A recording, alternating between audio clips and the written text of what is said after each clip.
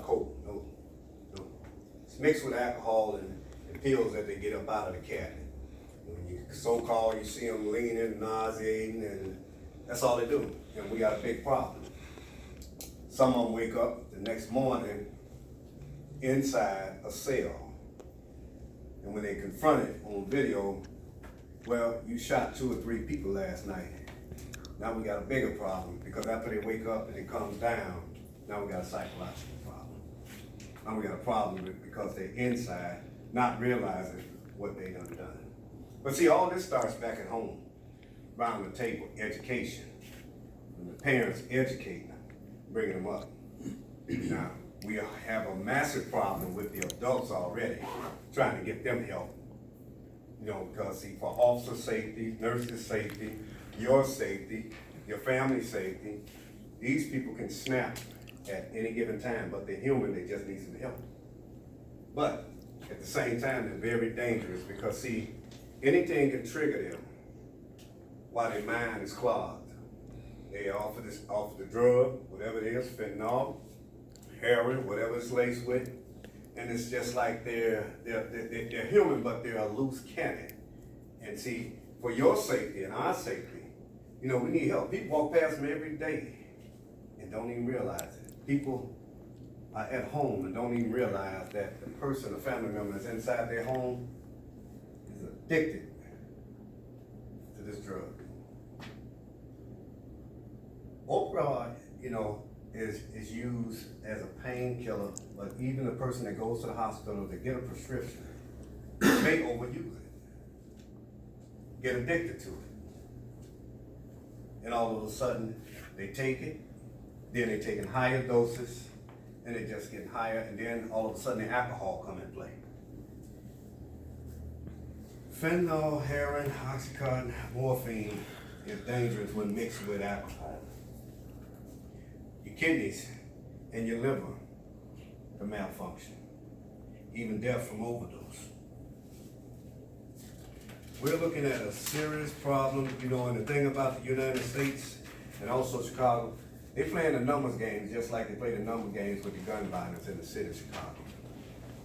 These many shootings. Shootings are down when shootings are up. But see, this is a number game they're playing too. They're misleading the United States saying, oh, how many deaths we have? No. They miscount all the way.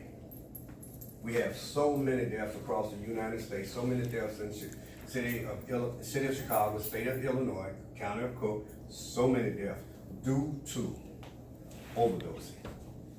I'm at the medical examiner's office every day, working on homicides, but I'm also looking at the log where the remains have come in, overdose, overdose, overdose, overdose, overdose, overdose, overdose. Way past the gun violence and the homicides. All I see is overdose, a line for overdose, overdose. So I'm spearheading that to work to show, hey, you know what? Your numbers are off. Just like your numbers are off with the shootings, you're hollering down, everything up. No, everything with this overdose is up. And the numbers are the ages from 15 on up. Now what they need to do is start putting the numbers out there of the young children that are overdosing every day that are laid in there from overdose, not gun violence, overdose. Younger ones, 15, 16, 17, that could have been saved. It's gonna take the whole city, the whole state, it's gonna take them to take the medicine out of the medicine cabinets. Because some of these children, and some of these teenagers, and some of these adults, as long as they know that medicine cabinet up there, as long as they know you're getting that medicine gonna slowly disappear. I'm working to do a weekly, starting in Dalton, Illinois, a weekly, get a office so they can work with the Cook County, bring the medicine that you're not using, just bring it in every day. Bring it in every day, instead of just waiting 2 months down the line, oh, we got a big turn in for drugs, for pills. No, this needs to be every day. If it's done, it's outdated, you're not using it, don't need it. We don't need it. You know, they wind up, they say, children with attitude, adults with attitude. But then you know what, as a parent, You need to go get a physical on that child, especially a teenager, and see what's in his or her system and get them some help. Because they want to, and they say, oh, okay, well, first thing they say, well, the officer was wrong. No, not necessarily. Something is wrong with that individual, whether it's an adult or a child. And they always want to bash all law enforcement for some form of reason. Well, see, first we need to find out what's in the system. Because see, if you're raised right and brought up right, no matter whether you're officer, doctor, lawyer, whoever, you learn to respect people and address people the right way instead of jumping out with an attitude all the time. Then now the professionals have to go into defense mode because see, now we don't know what your mind state is. I run into this all the time. Even when I get on the crime scene, I run into it all the time. It's a person shot.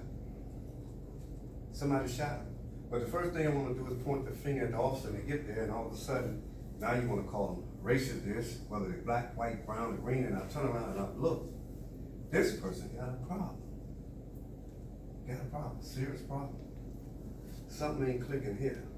And the majority of the time that I'm out there, someone is always on this medication drug and things are not functioning up here right. We at home as parents, teachers and everyone, we gotta quit walk by and let them walk by us.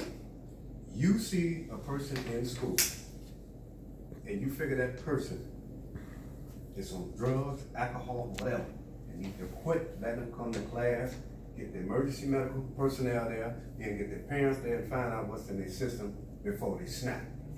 We see this all the time. Mass shooting here, mass shooting there, in the schools. Something is wrong. Person may be depressed, then went in that medicine cabinet, and then took these pills, and then put them all in their system, and then smoke what they smoke, or drink what they drink, and then all of a sudden, that mind then clicked. Now we got a mass shooting. Now we got a person trying to take another person's life, trying to take his own parents' life. This is happening every day. And another thing that I'm trying to stop is the on the transit line.